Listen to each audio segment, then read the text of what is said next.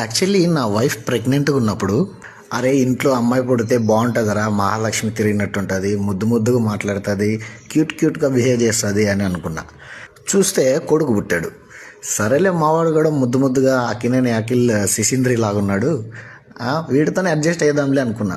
కానీ వీడు పెద్దగా అయ్యే కొద్దీ నా బతుకు ఎట్లా మారిపోయిందంటే, ఎవరన్నా మీరు ఏం చేస్తున్నారండి అని అడిగితే ఏ బాడీ గార్డు లేకపోతే గన్మెన్ లాగా పనిచేస్తానా అని చెప్పుకోవాలనిపిస్తుంది.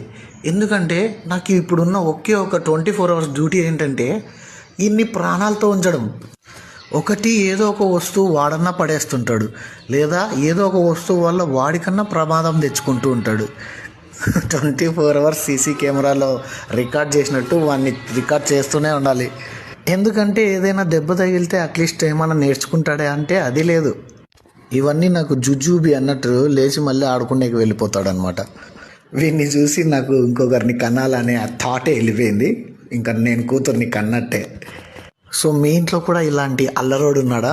ఉంటే కామెంట్ చేయండి, వీడియో లైక్ చేయండి అండ్ ఫాలో చేయడం మర్చిపోకండి.